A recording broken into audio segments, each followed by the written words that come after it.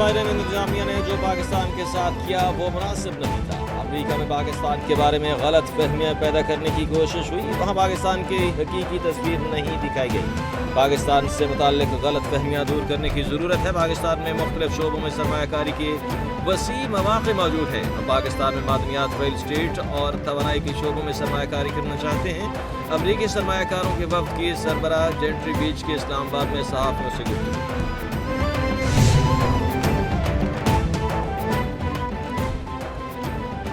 Gentry بیچ نے مزید کہا کہ یہاں مذاکرات کے لیے نہیں، سرمایہ کاری کے لیے آیا ہوں۔ صدر ٹرمپ اقتصادی سفارتکاری پر یقین رکھتے ہیں۔ امریکہ پاکستان میں اربوں ڈالر کی سرمایہ کاری کرنا چاہتا ہے۔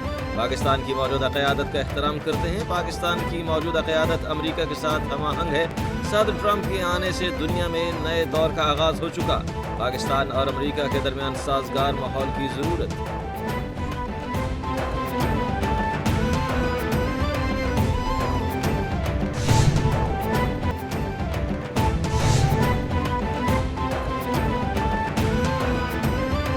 وزیر اعظم شہباز شریف کی منظوری سے اہم تقرر و تبادلے۔ آئی جی خیبر پختونخوا اختر حیات اور ڈی جی ایف احمد اسحاق جہانگیر کو عہدے سے ہٹا دیا گیا۔ اختر حیات کو اسٹیبلشمنٹ ڈویژن رپورٹ کر ہدایت کرنے کر دی گئی۔ گریڈ 21 کے پولیس افسر ذوالفقار حمید کو نیا آئی جی خیبر پختونخوا تعینات کر دیا گیا۔ ذوالفقار حمید اس وقت پنجاب میں خدمات سر انجام دے رہے ہیں۔ اسٹیبلشمنٹ ڈویژن نے نئی تعیناتی اور تبادلوں کا نوٹیفیکیشن جاری کر دیا۔ حکومت اور تحریک انصاف کے درمیان مذاکرات کا معاملہ۔ حکومتی ذرائع کے مطابق حکومت نے پی ٹی آئی کے مطالبات کا جواب اسپیکر قومی اسمبلی کو بھجوا دیا۔ جوڈیشل کمیشن بنانے سے متعلق اکثر انکار نہیں کیا۔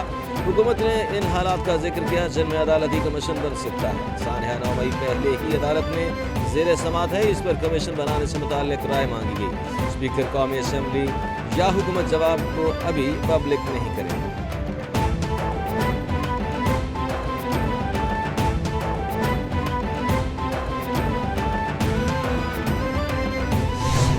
چیئرمین پی ٹی بیرسٹر گوہر نے کہا کہ حکومت نہیں چاہتی کہ مذاکرات ہوں اور کوئی حل نکلے۔ ہم نے اپنے مطالبات حکومت کے سامنے رکھے۔ حکومت نے مذاکرات میں دیر کی۔ حکومت سنجیدہ ہوتی تو اپنا جواب دیتی۔ حکومت نے یہ کہا کہ 28 جنوری کو کمیٹی روم میں جواب دیں گے۔ جوڈیشل کمیشن بنانے کا کہا تھا لیکن حکومت نے جواب نہیں دیا۔ ہمارے اوپر ہر قسم کی سختیاں کی گئیں، اس کے باوجود بانی پی ٹی آئی نے مذاکرات میں پہل کی۔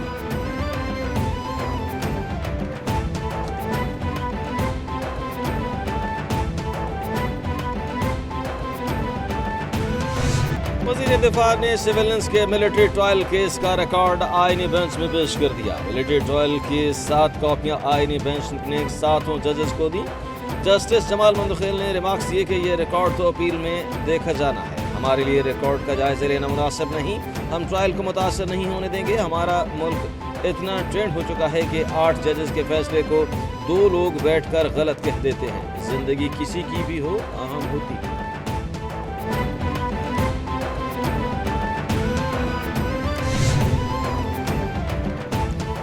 فوجی عدالتوں میں سویلینس کے ٹرائل کے خلاف انٹرا کورٹ اپیل پر سماعت کیا تفتیش چارج فریم سے پہلے ہوتی ہے۔ جسٹس مسرت کا وکیل سے مکالمہ۔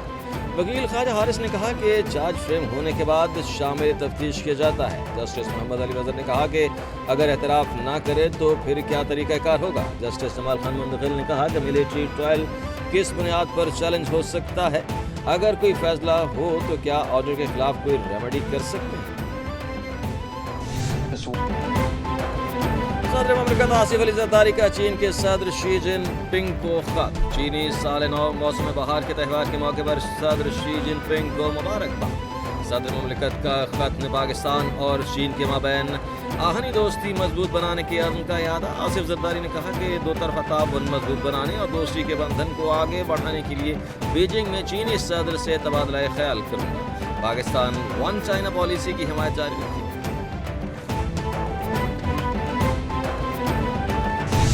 وزیر اعظم شہباز شریف کا چین کے نئے سال کے آغاز پر خصوصی پیغام میں کہنا ہے کہ چین کا نیا سال تجدید، تبدیلی اور نئی شروعات کے وعدے کی علامت ہے۔ پاکستان اور چین کے درمیان دوستی کا لازوال رشتہ ہے۔ اب پاک چین دوستی ایک جامع اسٹریٹجک شراکت داری میں تبدیل ہو چکی۔ گزشتہ دہائیوں میں سماجی اور معاشی میدان میں چین نے بے مثال ترقی کی۔ صدر شی جن پنگ کی قیادت میں چین کی ترقی قابل ستائش ہے۔